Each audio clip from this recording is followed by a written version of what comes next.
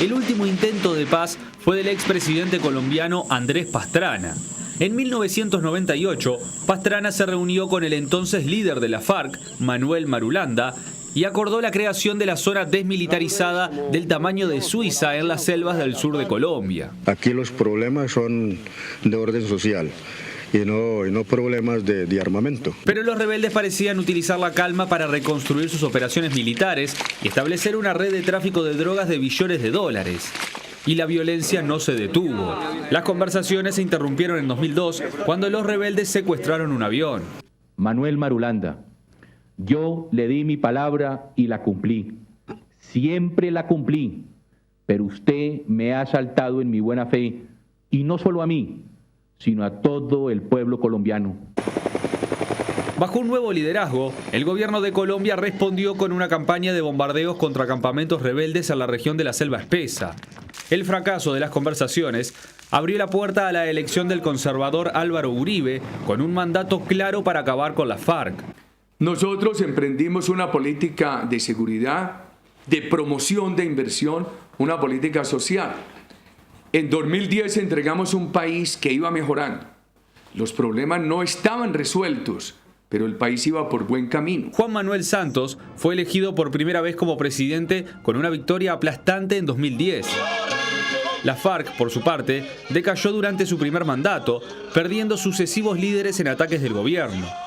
En la búsqueda de poner fin al conflicto, Santos encaró una tarea monumental para alcanzar la paz con la FARC. Se han desarrollado conversaciones exploratorias con las FARC para buscar el fin del conflicto.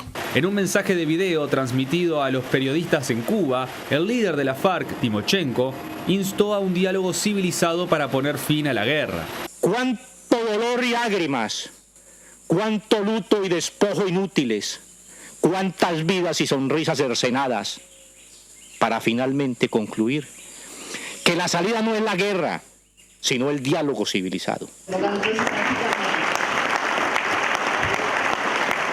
Es un caso raro, ¿no? Porque uno ve este conflicto y tiene tantas aristas, esto que acaba de plantear el informe, una guerra de 52 años. Uno podría preguntarse cuáles son las claves para que hoy salgan de este conflicto.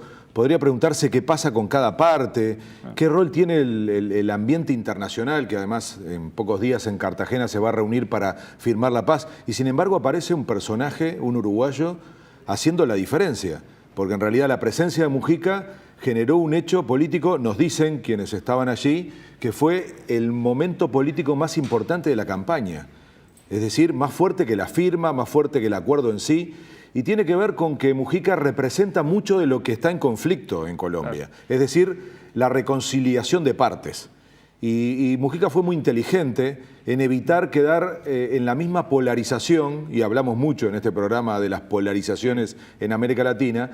En Colombia hay una polarización del sí y el no, que es bastante obvia, es un tipo de consulta que organiza respuestas tan simples como esa, pero detrás también hay liderazgos políticos, Uribe por el no, Santos por el sí, y todo parecía girar en torno a eso hasta que aparece un personaje que rompe un poco esa lógica, y la presencia de Mujica fue con ese objetivo, evitar aumentar la polarización e intentar que todos tuvieran un poco de razón, que es el discurso que Mujica instala en estos días, estuvo 2 días, hizo un acto central, y trató de decir, todos tienen un poco de razón, hay que comprender a los que dicen que no. Él fue a hacer campaña por el sí. Claro. Se lo esperaba para eso, ¿no? Para apoyar al sí, y se encontraron con un Mujica bastante mediador, en el punto medio. Es más, se lo prepararon para el sí, le pusieron una escarapela, se lo vamos a ver, ¿no? Una escarapela, toda la propaganda decía, viene Mujica a apoyar al sí, y de hecho lo hizo.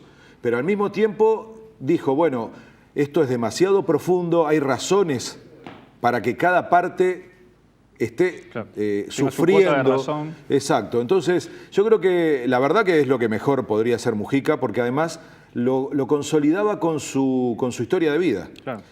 Recordemos que uno de los argumentos fundamentales de Uribe y del no es el miedo.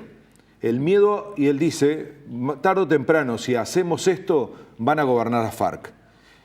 Y entonces la aparición de un expresidente guerrillero Claro. era como la demostración de que eso era posible, no era una locura de Uribe. Y Mujica logra dar vuelta al relato. Claro. Y dice, lo podemos ver, Sí. evidentemente a mí no me votaron por guerrillero, todo lo contrario.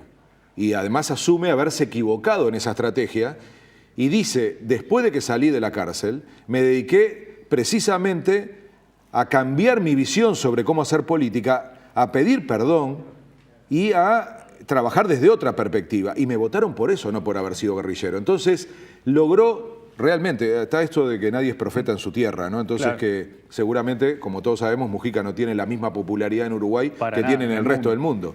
Sin embargo, en Colombia resultó ser el equilibrio que se necesita en una situación tan polarizada. La mejor contribución que podía hacer Mujica era evitar tirar un balde de nafta en un fuego que está prendido.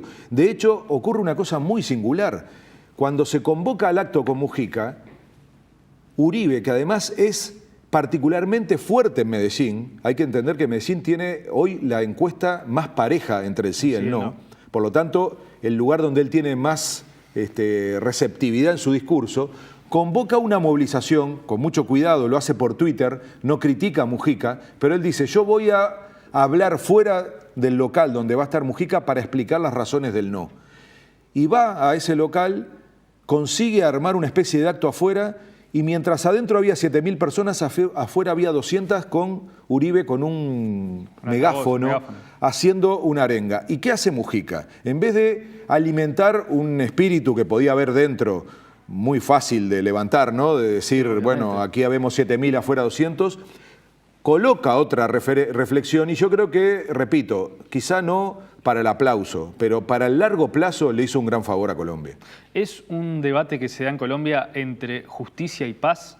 Aquellos que quieren la paz de todas formas y aquellos que piden justicia, que sean condenados, los guerrilleros de la FARC. Todo eso está arriba de la mesa, porque en realidad hay víctimas. Claro. Hay víctimas, en este caso, de los dos lados. Nos cuesta un poco más verlo desde la perspectiva de las dictaduras en América Latina, porque claramente el terrorismo de Estado fue tan asimétrico con respecto a las víctimas del terrorismo, que es muy difícil ubicarlo como pasa así en Colombia, que las víctimas son centenares de miles, y eso significa que hay un desplazamiento de la vida de la gente, de su lugar geográfico, de su estructura de familia. Son tantas las heridas que es ahí donde se ubica este discurso de cuidado con no comprender al que todavía tiene el dolor muy reciente además. Entonces, pedirle a alguien que vote por el sí, que de alguna manera es aceptar efectivamente que se perdone, por ejemplo, a las FARC o a los paramilitares que mataron a su familia, es muy difícil. Y es ahí donde creo conecta el discurso de Mujica diciendo tienen que superar el pasado para poder mirar hacia adelante. Y entonces hay capítulos enteros del acuerdo. El acuerdo es muy sofisticado. Tiene muchas partes, se negoció 4 años. Y, por ejemplo, un capítulo clave es el de las víctimas. ¿Cómo se va a reparar a las víctimas? Un capítulo clave es este que hablábamos sobre el fantasma que corre Mujica en la discusión, que es la reincorporación política de las FARC. Claramente, las FARC van a pasar a ser de una guerrilla a un partido político. Se pueden presentar en unas elecciones. Es lo que dice Uribe. Van a ser candidatos. Pueden llegar a gobernar Colombia. Entonces, él rápidamente dijo, aquí tienen el ejemplo. Mujica fue un guerrillero, un tupamaro, terminó presidente de su país. Y Mujica da vuelta a ese argumento diciendo, yo no fui presidente por ser guerrillero. La gente en Uruguay no votó a los guerrilleros. Votó un proyecto político, votó una trayectoria, votó incluso a una persona que dijo que se había equivocado, que era yo, lo dice en el video, ¿no? Él hace un testimonio que es muy fuerte, porque en definitiva habla de su vida, y eso también es muy potente en comunicación. Entonces, le habló a la gente en el lugar que se precisaba, porque quien está indefinido en Colombia está pensando en esto. Está pensando, en primer lugar, ¿por qué tengo que perdonar a alguien que mató a mi familia? Para un lado y para el otro. Está pensando, ¿y esta gente qué va a hacer? Hay una pregunta que no sé si la tenemos, pero es muy interesante. Un periodista le dice, ¿qué haría usted con los ex guerrilleros y con los ex paramilitares? Y todo el mundo estaba esperando una respuesta sofisticada. Y él dice, tratar de que hagan algo, de que no estén perdiendo el tiempo. O sea, ocuparlos. Como diciendo, es gente que se acostumbró a la guerra. Si no los llenamos de actividad, si no les proponemos otras cosas, Bueno, la gran parte de la guerrilla y una parte de los paramilitares hoy funcionan con el narcotráfico, que es otro capítulo del acuerdo, porque la economía de tanto de los paramilitares como de la guerrilla tiene gran parte de funcionamiento en el narcotráfico. Entonces, hay que estudiar un poco más el acuerdo para darse cuenta que se tocan temas muy sensibles, entre ellos las víctimas de esto que hablábamos recién, también el tema de la reforma agraria, porque hay 8 millones de campesinos desplazados. Es decir, la guerra tuvo un efecto económico. Ahí Mujica también es muy pragmático, hizo un planteo que era poco discutido en Colombia, que es el resultado económico de la paz. La paz, además de ser de por sí un objetivo absolutamente deseable, es también una posibilidad del desarrollo económico de Colombia, que está totalmente cuestionado por esa guerra, por ese conflicto permanente, por esa energía destinado a las armas, al conflicto, a la guerra. Entonces, el componente que tiene que ver con la mejora económica es un componente muy fuerte y eso tiene mucho que ver con una población muy grande en Colombia que son los campesinos. Aquí estamos menos acostumbrados a considerar el campo como un factor determinante. En Colombia es clave, es casi la mitad de la economía y esto es un factor también que va a favor de la paz como una nueva etapa de la vida de los colombianos. Eso que hablabas vos de la FARC, ¿no? Para lo que están preparados estos guerrilleros, ¿tienen un brazo político? ¿Pueden triunfar en la política la FARC? ¿Están las herramientas? Bueno, hoy están teniendo una conferencia en la selva, una conferencia muy particular porque tuvieron que juntar a todas las ramas de la guerrilla, con algunas que no están de acuerdo con la paz, con el proceso, con el acuerdo, y entonces lo que intentan hasta el día de hoy, van a seguir mañana y pasado, es una cosa muy rara, ¿no? Porque además estamos hablando de que la firma de la paz es en Cartagena el lunes próximo y el plebiscito es el 2 de octubre, o sea, casi no hay margen. Muy sobre la todo fecha, esto termina, y sin embargo no es porque lo hayan hecho de golpe, porque pasaron 4 años, ¿no? Y varios intentos anteriores, entre ellos del propio Uribe. Pero quieren cerrarlo rápido. Quieren cerrar rápido. ¿Puede ser de que se escape si la dejan pasar? Es que es un momento clave. Si esto no se resuelve ahora, y esta también es una pregunta que hay que hacerse, ¿cuál es el escenario en Colombia si no se aprueba el referéndum? ¿Qué pasa con la guerrilla que tiene que volver a ser clandestina, que tiene que volver a la selva?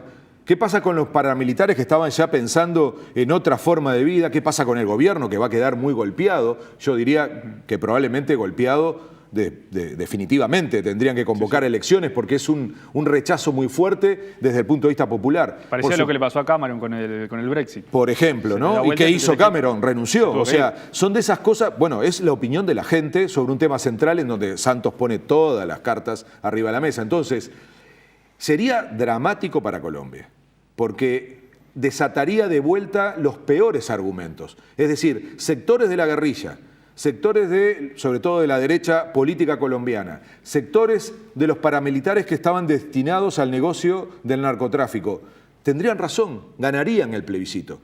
Ahora, yo lo digo así, es muy fácil. La clave de Mujica es que no usó esta categoría, trató de ubicar a todos dentro del mismo objetivo y consiguió algo que extrañamente no estaba ocurriendo en Colombia, que era pensar la paz como algo que le servía a todos y que no era al final que unos ganaban y otros perdían. Entonces, es una jugada, yo diría, en América Latina la más importante que tenemos en este momento. Es la única guerra que queda en nuestro continente, con 52 años. Entonces, superarla es una etapa civilizatoria, es algo que nos permite salir de una prehistoria. La guerra es un símbolo prehistórico. Tener esta situación en donde se destinan millones de dólares diariamente a armarse, a defenderse, donde hay vidas de por medio permanentemente. Hay que entender, además, no es solo militares y guerrilla. Hay más de 6.000 dirigentes sindicales muertos en estos 50 años. Acá las balas iban para todos lados. Entonces, es la recomposición de la democracia. O sea, Colombia tiene la oportunidad de volver a la democracia, de volver a la paz, de volver a la prosperidad económica, y yo creo que nos hace bien a los latinoamericanos, hace muy bien un expresidente en comprometerse. De hecho, el último día, después del acto, lo llama Santos a Mujica y le pide que, además de haber estado en Medellín en ese acto, participe de la firma de la paz en la próxima reunión, el lunes 26, en Cartagena. Mujica aceptó, así que va a ser uno de los líderes junto con 13 presidentes, Ban Ki-moon como secretario general de Naciones Unidas. O sea, estamos frente a un episodio internacional que tiene mucho que ver con lo que sería lo ideal de que en América Latina prospere la democracia.